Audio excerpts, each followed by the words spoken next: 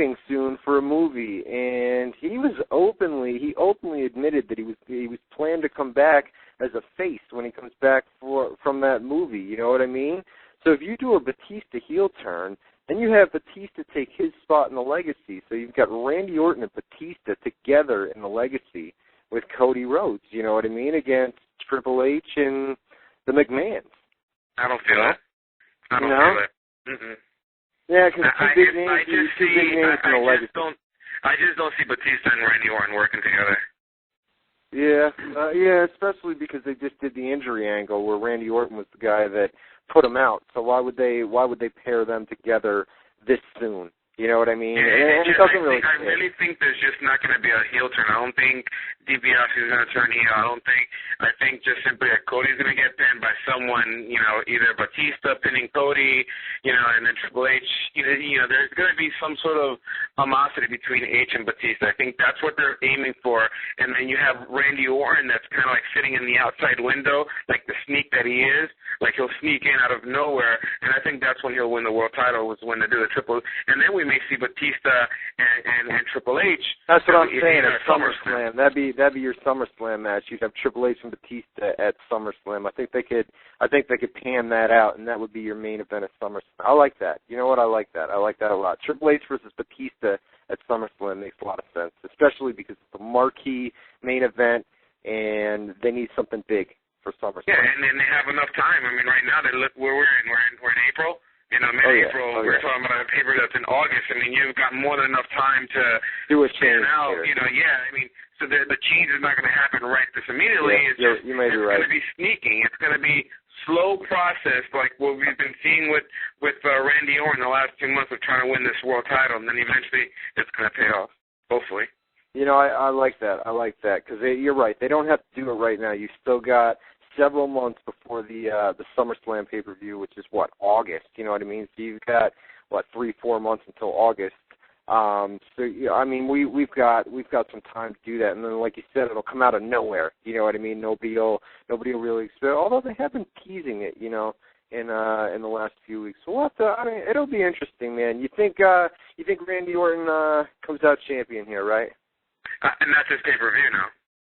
Not this pay-per-view. Mm-hmm. Okay, so Triple H retains it. I think Triple H will retain it because I think John Cena is going to lose against Edge. Well, Cena will lose it, but I think CM Punk cashes in. I'm going to say CM Punk cashes in only because it's a last man standing match. So we say, all right, so we agree Triple H retains at Backlash. You're going to say that? Yep, I'm going to say that. I'm going to go on a limb and say that. All right, yeah.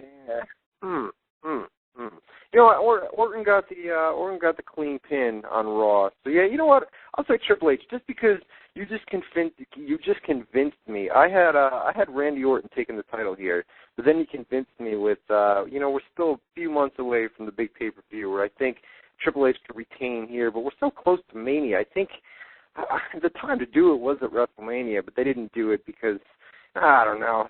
You know how I feel about it. I think I know why they didn't do it because they didn't want to end WrestleMania with a heel champion. But I'll go with that. Triple H retains at Backlash just because they have some time leading into SummerSlam. And then he could eventually do a Batista heel turn, setting up Triple H versus Batista at SummerSlam.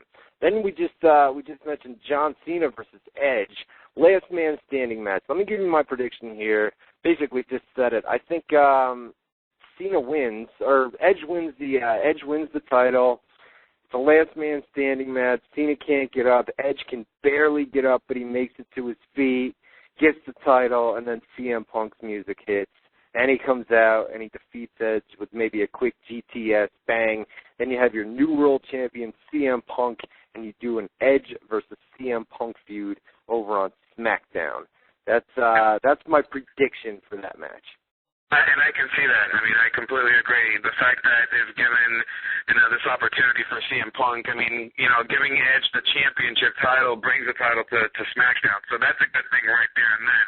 And then on top of that, Edge champion again. I mean, what's this, like the third time in less than 12 months? I mean, it's just kind of become a little ridiculous where, it's a great time for CM Punk to go ahead and cash it in.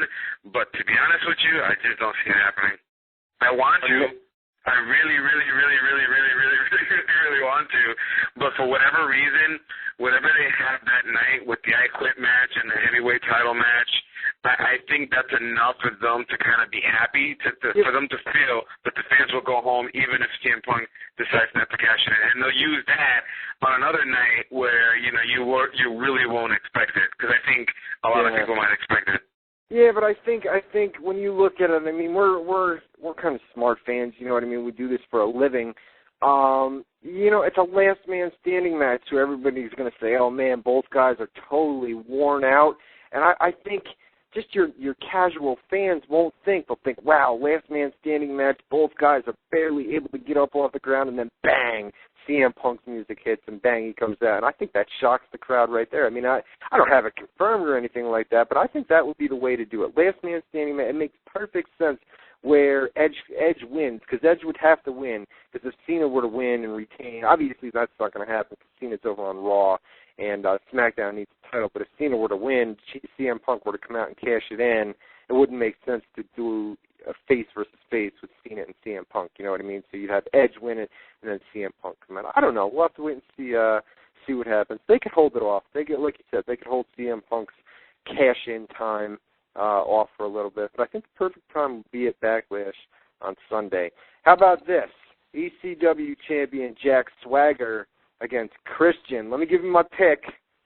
This is it. This is it. For all you Christian fans, this is this is your moment. I know it's only the ECW title, which doesn't mean much these days, as evidenced by WrestleMania. But this is it, Jose. This is it. Christian takes it. They've lost confidence in Jack Swagger, and Christian gets over when he comes out on a week-to-week basis, and crowd reactions play a key part in whether you're pushed or not. And, the reactions have been pretty good for him as of late, so I think this is the time. I think they give him a strap, and he's our new champion. You ready for this? What? Here, I'll analyze this for you real quick. Christian, absolutely world champion. Vladimir will be his first competitor. If you look at the draft and you see all the talent that's kind of jumped over to ECW, out of all those big names, there's only one person that has had the capability, I use that word very loosely, by the way, of wrestling with Vladimir against another big-name talent. And to continue having Jack Swagger and, let's say, Christian to work a program for the next couple of weeks, let's say if, hypothetical speaking, that Jack wins, it doesn't do much. I think for ECW and to the way that they're going to push the show at the 10 o'clock hour, I think having Christian would be a lot more catered toward a little bit of the older crowd, because, obviously at 10 o'clock, more younger adults are watching the show. Come on, you're telling me you wouldn't like to see a Jack Swagger versus Kozlov match? Come on, buddy. No. I'd rather see the paint chipping off my next door neighbor's house. Seriously. I mean, if you really, that's the reason why I come out with a lot of these storylines, and a lot of them come true. It's not because I got John Schmo that's working in the tower feeding me information. It's just when you got to look at it and you analyze this, and exactly what you said, we do this on a daily basis. You kind of get an understanding what WWE's booking and concept is. So these guys all big guys, mind you. Let them know too. Ezekiel Jackson, another heel, big guy, moving to ECW. It only makes sense that we need to have a true champion like Christian to be champion, so then he can compete against the Jacksons and the Vladimirs of the world, rather than Swagger taking off some other guys. Christian, I think Christian, and then Kozlov, the big name on ECW. Yeah, I like that. I like that a lot. Because Swagger and Kozlov, come on, man. Come on, like you said, paint chip off your neighbor's house. you'd rather have. But next match, I want to take some live phone calls here, so we'll run down Backlash real quick here. We've only got 3 more matches. Jeff Hardy versus Matt Hardy, and an I Quit match. Like I said before, this could be a way to put Hardy out for some time, give him a couple weeks off, and see if he can't come back and they can reach a new deal. But Matt Hardy's got the WrestleMania match, he got the stretcher match so far, so maybe this is Jeff's time. You know what I mean? who knows? Who knows? We'll have to really follow the Jeff Hardy situation